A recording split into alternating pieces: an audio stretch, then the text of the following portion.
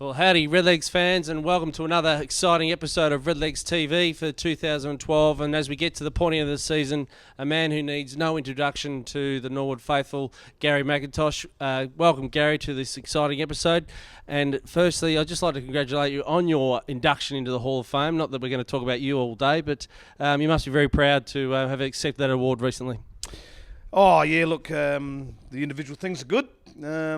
But it probably means I get to go to a free show and drink free food and have free grog. So, I think it just means you're getting old, and it's good, but yeah, it's just one of those things. And we hear your speech was, rather impressive and quite entertaining. Do you see yourself as maybe a bit of a stand-up comedian these days? I don't know about that. I think I've always been pretty good sitting around a bar and having a few beers and a bit of a chat. I think I can. As we hear, we're in a bar with no beer, which is probably a first for Macca and I.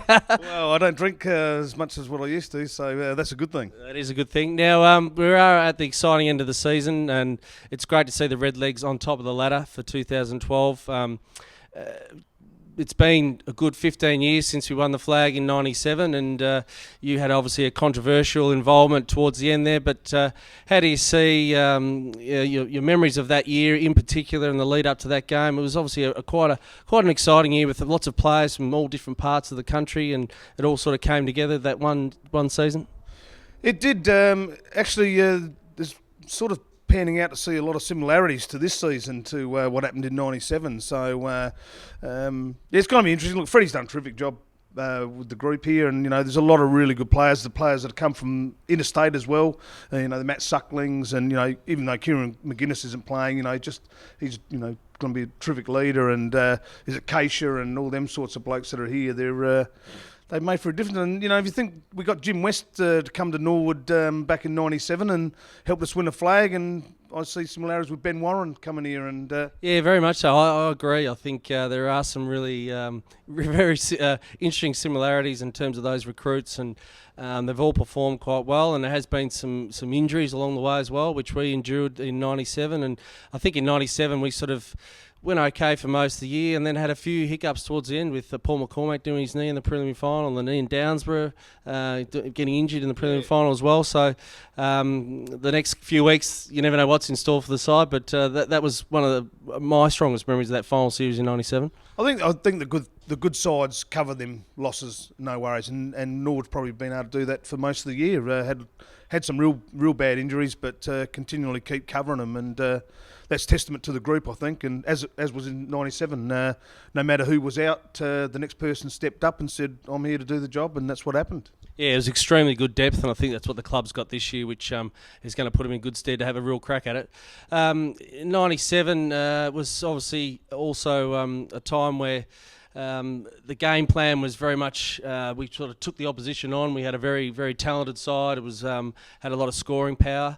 Bassett's game plan and team, obviously very talented, but it's certainly different, contrasting sort of game plans, I would have thought. Oh, look, there's no doubt. Even though we were very good attacking side, I think defensively we were miserly, and we were very good tackling side. Probably didn't play the full zoning like all the teams do nowadays. But we were well organised, and we did have I think we had a lot of good leaders in that team, and maybe that's you see the Zorzies playing, who's a terrific leader, and not having Kieran McGuinness hurts as well. But James Gallagher back, they've got those good leaders around as well. Yeah, it certainly is an excellent mix, and I think from my memory in 97, I was probably more at the younger end of the scale of the squad, and we did have some great leaders in Rowie and yourself and Jars, and Jimmy West fitted in really well into that group as well. So I think the similarities are all there. 97 in particular, obviously, not that we want to individualise it, but it was a controversial week in the final week in the lead up with yourself getting suspended. Just some brief memories of that week and how you dealt with it in terms of your leadership of the team and what you went through that week. Oh yeah, no, look, I think the main thing was to get it out of the way early in the week. I know the club wanted to push it on a little bit further and go do other means, but I think, as I said, the team was able to cover for anyone, and that was the beauty about it. So I think it was important that we got that out the way and let the group keep moving on, because I don't think it was matter that group was ready, no matter who played, to win the premiership. So yeah, look, I think there's in the history of Norwood, there's been a lot of great things that you see happen in grand finals, and obviously the Keith Thomas mark, but I think your effort, I think, was something special, Johnny. The Jack Odie medalist after smashing a knee, and no one ever give you a chance. I remember sitting with Rhodey and talking about you and saying, I don't know whether he's ready, and I remember having a chat with you too as well, and you said, no, I'm ready, I won't let you down, and you didn't let us down. So we won't divulge too much, but we will for a little bit. But yeah, no, it was. I do remember having to sit down and state my case to you as the captain and Rhodey and the match committee, and I think at the time, when I just had to state my case to play a game, and then if all went well, then so be it. But I think initially just getting the permission to play my first game was the hardest argument. But I think there are great memories, and I think at the time a lot of the people said to me, "Oh, there'll be next year." But here we are, 15 years later. Is that one of the things you remember? Like obviously playing a couple of flags very early in your career that they don't come around that easy.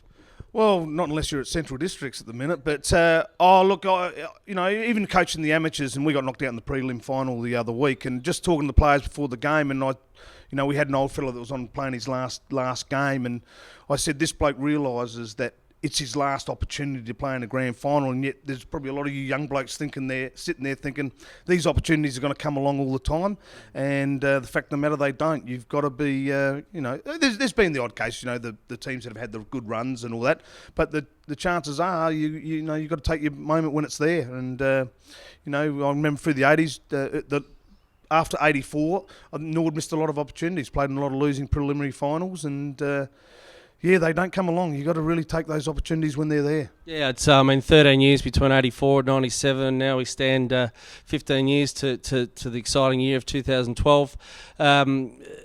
It is one of those things that the opportunities don't come up that often, and whole careers can go by without a premiership going through. What's your advice to the current group? I mean, obviously you're speaking about take your opportunities, but certainly from your experience, if you got to spoke to the group, what would it be with your imparting words as they go into the big game this week? Oh, look, I think definitely be brave. Play the style you've played all year. Be brave. Be confident that that's going to work, because that's what's got you where it is. And remember, it's team, because you'll need everyone to do their bit. And there'll be heroes on all the through the finals. There'll be heroes at strange times, and normally strange players become those heroes. So don't miss your opportunities. Well, there you have it, folks. The words of wisdom from a legend of the club. We're very grateful that Maggie gives us your time to come on to Redlegs TV today, and I'm sure the fans will be.